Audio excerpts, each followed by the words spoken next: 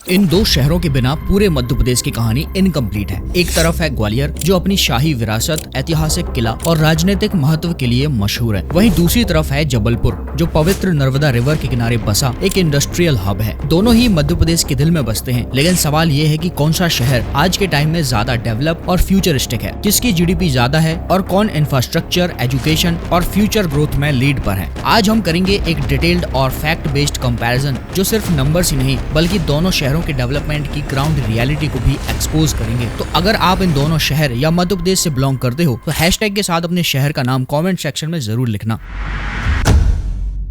ग्वालियर का इतिहास एक कहानी है संगीत, राजनीति और सांस्कृतिक विरासत की। इसका जिक्र 8वीं सदी में मिलता है, जब सूरज सेन नाम के एक शासक ने यहाँ पर एक किला बनवाया, जिसे आज ग्वालियर फोर्ट के नाम से दुनिया भर में जाना जाता है। इस किले को जिब्राल्टर ऑफ इंडिया भी कहा जाता है, क्योंकि इसे एक स्ट्रेटेजिक लोकेशन पर बनाया गया था। ग्वालियर में तोमर, मुगल, मराठा और सिंधिया राजवंश का शासन रहा, जिसने ग्वालियर को एक शाही शहर बना दिया। इस शहर ने 1857 की क्रांति में भी एक अहम भूमिका निभाई है और आज भी इसका इतिहास हर गली मोहल्ले में बसा हुआ है। ग्वालियर इंडियन क्लासिकल म्यूजिक का भी सेंटर रहा है, जहां से तानसेन जैसे कई संगीत सम्राट और संगीत घरानों का उदय हुआ। वहीं दूसरी तरफ जबलपुर शहर भी अपने आप में एक गहरा इतिहास छुपाए हुए है। पुराने समय में इसे जबाली ऋषि के नाम पर जबालीपुरम कहा जाता था और ये गोंड राजवंश का एक प्रमुख केंद्र था। बाद में मराठा और फिर ब्रिटिश राज के अंडर ये एक इम्पोर्टेंट कैंटोनमेंट सिटी बन गया। जबलपुर ने मध्य प्रदेश को हाईकोर्ट दिया और जुडिशियल और डिफेंस सेक्टर में अपनी पहचान बनाई। यहाँ का नर्मदा घाट, भेड़ा घाट के मार्बल रॉक्स और मदन महल फोर्ट इसके कल्चर हेरिटेज को और स्ट्रॉन्ग बनाते हैं और इसीलिए आज जबलपुर को पूरे देश में संस्कार राजधानी के नाम से जाना जाता है। लेकिन अपने हिस्टोरिकल इंपॉर्टेंस के साथ साथ दोनों शहरों में से कौन आज मध्य प्रदेश की इकोनॉमिक ग्रोथ में सबसे ज्यादा कंट्रीब्यूट करता है? ग्वालियर की इकोनॉमी ज्यादातर टूरिज्म, एजुकेशन और सर्विस सेक्टर पर डिपेंड करती है। ग्वालियर फोर्ट, तानसेन का मकबरा और ग्वालियर में लगने वाला सबसे बड़ा व्यापार मेला लोकल इकोनॉमी को बूस्ट देने का काम करता है। 2024 के एस्टिमेट्स के मुताबिक ग्वालियर डिस्ट्रिक्ट का जीडीपी लगभग 45,000 करोड़ है और पर कैपिटा इनकम 1,25,000 के करीब है। लेकिन प्रॉब्लम यह है कि यहाँ का इंडस्ट्रियल बेस काफी वीक है, जिससे large scale manufacturing jobs generate नहीं हो पाती। ज्यादातर स्किल्ड यूथ एम्प्लॉयमेंट के लिए दिल्ली, इंदौर या पुणे जैसे शहरों की तरफ शिफ्ट हो जाते हैं और सीजनल टूरिज्म पर डिपेंडेंसी होने से यहाँ की इकोनॉमी को प्रॉपर बूस्ट नहीं मिल पाता। वहीं जबलपुर का इकोनॉमिक बेस ज्यादा डाइवर्सिफाइड है। इस शहर को defence, manufacturing, agro based industries, marble processing और लॉजिस्टिक हब होने का फायदा मिलता है। 2024 में जबलपुर डिस्ट्रिक्ट का जीडीपी लगभग 55,000 करोड़ तक पहुँच गया और पर कैपिटा इनकम 1,35,000, जो ग्वालियर से थोड़ा ज्यादा है। लेकिन चैलेंजेस ये है कि प्राइवेट सेक्टर इन्वेस्टमेंट उतना अग्रेसिव नहीं है जितना इसका पोटेंशियल है। यहाँ की टेक इंडस्ट्री अपने फुल पोटेंशियल को एक्सपेंड नहीं कर पा रही। यहाँ पर 62 एकड़ में टेक्नो आईटी पार्क तो एस्टैब्लिश किया गया है, लेकिन इसे अभी भी इंदौर, पुणे और हैदराबाद जैसे आईटी हब्स के रूप में डेवलप होने के लिए स्ट्रगल करना पड़ रहा है।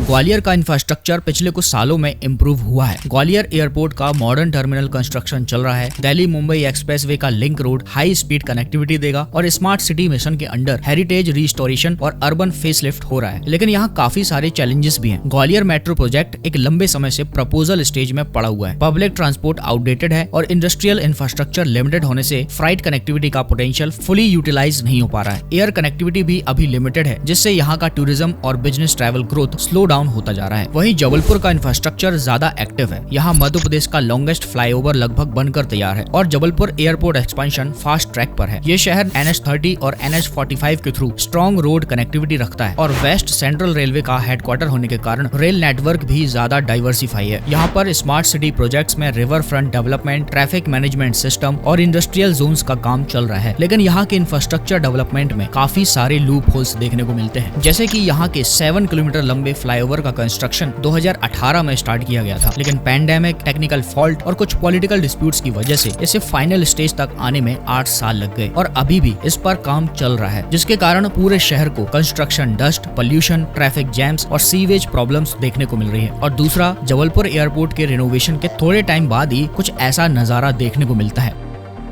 अगर आपके शहर में भी ऐसे वीक इंफ्रास्ट्रक्चर हैं तो कमेंट में उसके बारे में जरूर लिखिएगा।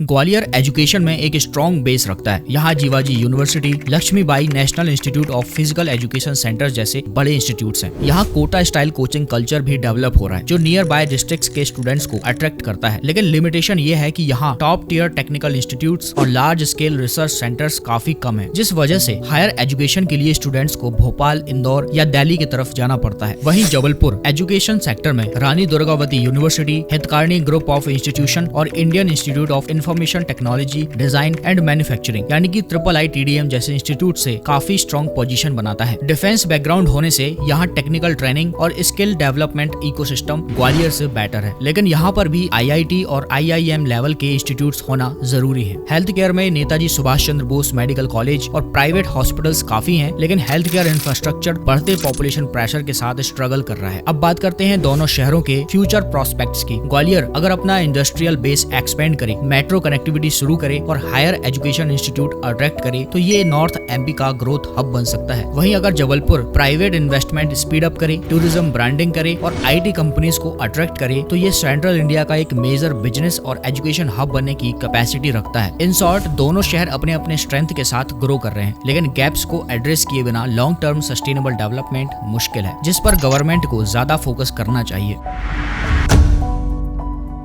अब सबसे बड़ा क्वेश्चन ये है कि आज इन दोनों शहरों को इतना इग्नोर क्यों किया जाता है। ग्वालियर जो एक टाइम पर सिंधिया रजवाड़ा की राजधानी और कल्चरल हब था, आज कई चैलेंजेस से जूझ रहा है। सबसे पहला है इंडस्ट्रियल बेस का वीक होना। 1990s के बाद से यहाँ कोई बड़ा इंडस्ट्रियल बूम देखने को नहीं मिलता। पहले के टेक्सटाइल और मैन्युफैक्चरिंग यूनिट्स या तो बंद हो गए या दूसरे शहरों में शिफ्ट हो गए। दूसरा है पॉलिटिकल नेग्लेक्ट। स्टेट और सेंट्रल लेवल पर ग्वालियर को कंसिस्टेंटली प्रायोरिटी प्रोजेक्ट्स में नहीं रखा गया। मेट्रो प्रोजेक्ट्स, IT हब्स और लार्ज स्केल सेज प्लान्स सिर्फ प्रपोजल तक लिमिटेड थे। तीसरा है कनेक्टिविटी का स्लो अपग्रेड। दिल्ली मुंबई या दिल्ली भोपाल कॉरिडोर की तरह ग्वालियर को रैपिड इंफ्रास्ट्रक्चर पुश नहीं मिला, जिससे इन्वेस्टमेंट अट्रैक्ट करना मुश्किल होता है। चौथा है स्किल्ड वर्कफोर्स का माइग्रेशन। यहाँ एजुकेशन तो स्ट्रॉन्ग है, लेकिन स्टूडेंट्स ग्रेजुएशन के बाद जॉब्स के लिए दिल्ली, इंदौर या भोपाल शिफ्ट हो जाते हैं। पांचवा है टूरिज्म पोटेंशियल का डिक्लाइन। ग्वालियर फोर्ट, तानसेन का मकबरा और कई सारी हेरिटेज साइट्स होने के बावजूद यहाँ की टूरिज्म फैसिलिटीज और मार्केटिंग वीक होती जा रही है, जिससे रेवेन्यू भी कम होता है। 2024 में सिर्फ 10,823 फॉरेन टूरिस्ट ने ग्वालियर को विजिट किया, जो खजुराहो और ओरछा के नंबर से काफी कम है। वहीं 2018 में ओवरऑल 3,34,838 लोगों ने ग्वालियर को विजिट किया था, जबकि 2024 में ये नंबर्स कम होकर 3,10,867 हो गए। अगर सेम सिनारियो में जबलपुर की बात करें तो जबलपुर मध्य प्रदेश का जियोग्राफिकल हार्ट और मिलिट्री हब जरूर है, लेकिन इसकी ग्रोथ उतनी इंप्रेसिव नहीं है जितना इसका पोटेंशियल है। तो दोस्तों, ये था ग्वालियर और जबलपुर का डिटेल्ड कंपैरिजन। दो शहर, दो कहानियां, लेकिन चैलेंजेस वही कि आज दोनों शहर इंदौर और भोपाल जैसे शहरों से काफी पीछे रह गए। सवाल ये भी है कि क्या हम इन शहरों को ऐसे ही पीछे छोड़ देंगे या फिर आवाज उठाएंगे ताकि सरकारी फाइल से निकलकर यहाँ के डेवलपमेंट प्रोजेक्ट्स टाइम पर इम्प्लीमेंट हो सके और यहाँ के लोगों को मिनिमम प्रॉब्लम्स फेस करनी पड़े। अपने थॉट्स कमेंट में जरूर से लिखिएगा और अगर आप चाहते हैं कि ऐसे ही ग्राउंड रियलिटी वीडियोस ज्यादा लोगों तक पहुँच सके तो इस वीडियो को ज्यादा से ज्यादा लोगों के साथ शेयर जरूर करें, क्योंकि आपकी आवाज ही इन शहरों का कल बदल सकती है। मिलते हैं नेक्स्ट वीडियो में एक नए टॉपिक के साथ, तब तक के लिए जय हिंद।